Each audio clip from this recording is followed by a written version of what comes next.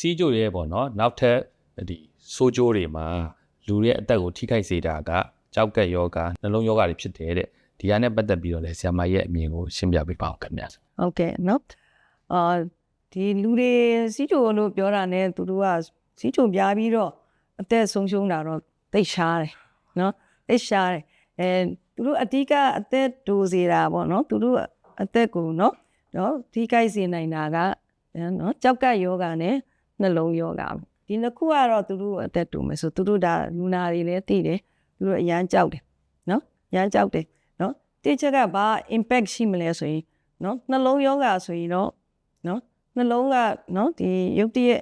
သွေးကြောပိတ်တယ်ဆိုရင်နှလုံးအောင်ပြီးတော့နော်အဲ့လိုရုပ်တရက်အသက်ဆုံးရှုံးနိုင်တယ်ဟုတ်ကဲ့နော် pressure တွေပြုတ်ကျပြီးတော့လေဟုတ်ချက်ချင်းသေနိုင်တယ်တချို့ကနှလုံးကဒီလိုမျိုးသွေးကြောပိတ်တာမဟုတ်နှလုံးညှစ်အားတွေနေပြီးတော့လေကြွသားတွေအားနေပြီးတော့မောမောကြီးတွေဖြစ်နေတယ်အမြဲတမ်းမောတယ်နော်အဲ့ဒါတွေကနာတာရှိလို့ဖြစ်သွားတယ်နော်ဒါကြောက်တယ်ပေါ့နော်နောက်တစ်ခုကကြောက်ကပ်ပေါ့နော်ကြောက်ကပ်ကလည်းဘယ်လိုဖြစ်မလဲဆိုရင်တအီးနဲ့ပြက်လာတဲ့ခါကြောက်ကလူကဖောလာတယ်နော်ဖောလာတဲ့သွေးအားနေတဲ့အားမရှိဘူးဖြစ်မယ်နော်စီးစိတ်တွေရမ်းများတယ် creatinine လို့ခေါ်တာဟုတ်ကဲ့နော်အဲ့ဒါအရမ်းများလာရင်လူကအသက်ရှင်သန်လို့မရအောင်ဟုတ်ကဲ့ခင်ဗျနော်ရှင်သန်လို့မရဘူးဆိုရင်ဘယ်ပေါ်မှာမူတည်လဲဆိုတော့နော်အခုဆိုရင်ကြောက်ကပ်ဆေးတယ်လို့ခေါ်တယ် dialysis ဟုတ်ကဲ့ dialysis လုံးမှအသက်ရှင်မယ်ဟုတ်ကဲ့ခင်နော်သူမဟုတ်ဆိုရင်ကြောက်ကပ်လဲလိုက်မယ် transplant နိဟုတ်ကဲ့ကြောက်ကပ်လဲလိုက်မယ်ဆိုမှအသက်ရှင်ဟုတ်ကဲ့နော်ဒါဆိုဘယ်လိုလုပ်မလဲနော်ဒီတိုင်းနေတော့ဒီနှစ်ခုမလုံးနိုင်ရင်အသက်တိုးမယ်ဟုတ်ကဲ့ခင်ဗျနော်ဒါတွေကအသက်တိုးတာနော်မတိုးတာအပြင်နော်အကြီးမားဆုံးပါတယ်ပေါ့နော်ဝန်တို့ဝန်ကိုရမှာလဲဆိုရင်ကုန်ကြစီဟုတ်ကဲ့နော်ဒီလူနာအသက်မကုန်မချင်းကပတ်စံတွေထုံနေရမှာနော်အဲ့ဒါဆိုဆို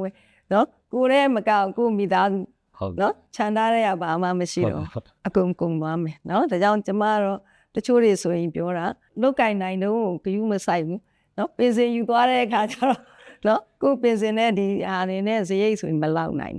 နော်အဲ့လိုမျိုးသူများကုသလိုမကုမနိုင်ဘူးလေနော်အဲ့ဒါအကြောက်အဆုံးနေတာဒါ impact ကိုကျွန်မအရင်ဆုံးပြောတာနော်ဟုတ်ပြီဒုတိယမေနော်ဒီကပြောချင်တာကတော့ဘာကြောင့်ဖြစ်တာနော်အလိုလိုကြီးဖြစ်မလာဘူးဘာကြောင့်ဖြစ်လဲဆိုအဓိကနော်ကျမတို့ကဒီအဓိကအချက်၃ခုကိုပြောမယ်ဆိုရင်သွေးကြိုတွေခုနပြောတဲ့ပန်းနိုင်မရောက်ဘူးကွာနော်အရမ်းများနေတယ်သွေးကြိုတွေဆိုတာသွေးကြောတွေကိုအဓိကဖြစ်စည်းလိုက်တယ်နော်သွေးတိုးပေါ့နော်သွေးတိုးတွေလည်း control မရဘူးကွာနော်နောက်တစ်ချက်ကသွေးအဆီ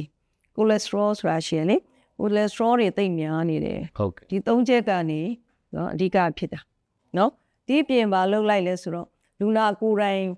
နော်လူနာထပ်ပေးတဲ့ယောဂရှိတယ်အဲ့ဒါဘာလဲဆိုတော့ဆစ်လိတ်တောက်တာနော်ဆစ်လိတ်တောက်တာနော်ဒီ smoking ပေါ့ဆစ်လိတ်တောက်လိုက်တယ်ဆိုရင်ဆစ်လိတ်တောက်နေတဲ့သူတွေနော်အရက်တောက်တယ်ဆစ်လိတ်တောက်တယ်ဆိုရင်ပိုပြီးတော့ဖြစ်တယ်နော်ပိုပြီးတော့ဖြစ်မယ်ဆိုဒါဘယ်လိုရှောင်ရမလဲဆိုဒါကိုပြောင်းပြန်လုပ်လိုက်ဘယ်လိုကာကွယ်မလဲဆိုရင်သွေးကြိုထိရအောင်ကုသွေးကြိုကိုထိရအောင်စေးတောက်ဟုတ်ကဲ့နော်cholesterol ကြအောင်စေးတောက်အစားတောက်မှလျှော့ဟုတ်ကဲ့နော်စလိတ်ဖြန့်ဟုတ်ကဲ့နော်ဒါတွေပဲပေါ့နော်အဲ့ဒါအပြင်ဒီဟာခုနပြောတဲ့ပန်းနိုင်ဆိုတာကိုမြေအောင်ကြည့်ရမယ်နော်မြေအောင်ကြည့်ရမယ်ဆိုတာမစစ်ဘဲနဲ့မရဘူး regular check up ပေါ့ခုနပြောသလို3လတစ်ခါနော်6လတစ်ခါအမြဲတမ်းကိုယ့်ရဲ့အဖြေကိုကိုယ်ခန္ဓာကိုယ်မှာရှိတာစစ်ဆေးနေမှပဲနော်ဒါတွေကိုကာကွယ်လို့ရဟုတ်ကဲ့နော်ဆိုတော့အဲ့ဒါပဲလေနော်ဖြစ်စေတဲ့အကြောင်းအရာရဲ့ဘယ်လိုကာကွယ်မလဲဆိုတာတရားဝဲကူရမှာနော်ဒါကျမတို့စီးကြိုကူတယ်လို့မခေါ်ဘဲနဲ့ခုနပြောသလိုကာကွယ်တာပဲဟုတ်ကဲ့ဟိုဆိုတော့စီးကြိုဘာမှမပြစ်ခင်တော့လူတွေဖြစ်မဲ့လားလာရှင်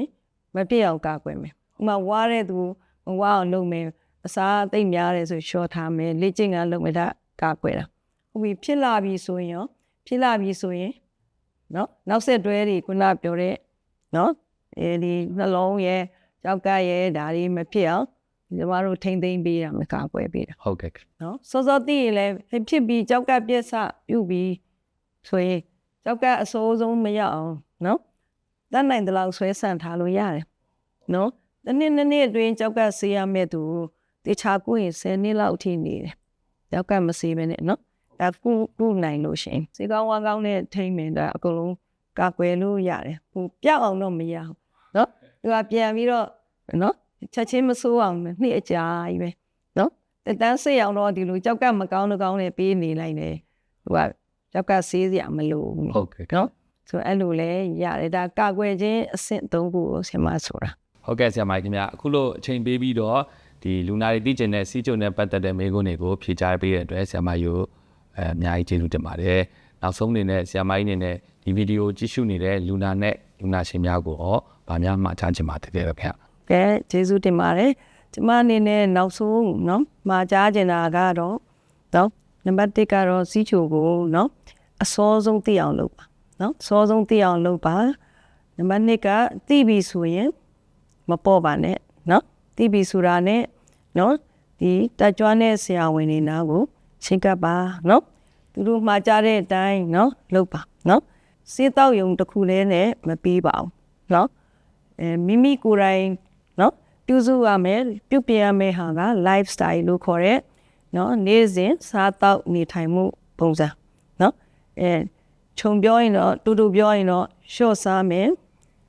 စကစီဓာတ်တွေပေါ့ရှော့စားမယ်လမ်းလျှောက်မယ်ဝိတ်ကြအောင်လုပ်မယ်နော်ဒါ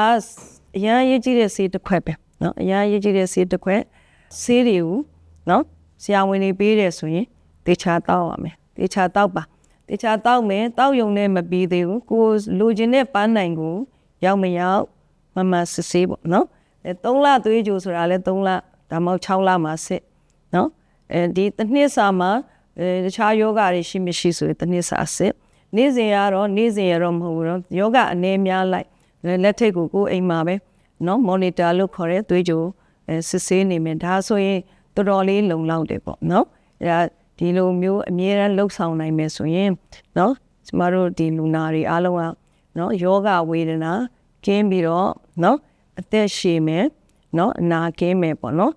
မိသားစုရဲ့ဝင်ငွေသူရတဲ့ပတ်စံတွေကိုလည်းမဖြုံးတီးရာရောက်မယ်နော်အဲ့ဒါလေးကိုမှာကြားခြင်းပါတယ်ရှင် ဟုတ်ကဲ့ညာကျေးဇူးတင်ပါတယ်အခုလို့စီးကျုံနဲ့ပတ်သက်၍ရှောင်းရန်စီးကျုံတကယ်ဖြစ်လာရင်ဘယ်လိုမျိုးကိုယ့်ရဲ့ lifestyle ကို changes လုပ်ရမလဲဘယ်လိုဆေးဝါးတွေနဲ့ကုသရင်အသင့်တော်ဆုံးဖြစ်မလဲဆရာဝန်နဲ့အမြဲတမ်းနီးကပ်ပြုစုစောင့်ရှောက်ရမလဲကာကွယ်ရမလဲဆိုတာကိုဒီဗီဒီယိုကြည့်ရှုနေတဲ့သူများနားလည်သွားမယ်လို့ယုံကြည်ပါတယ်ကျမလည်းကျေးဇူးတင်ပါတယ်ဒါကျမမှာကြားခြင်းနဲ့เนาะအကြောင်းအရာလေးတွေကိုစကားလေးတွေကိုဒီ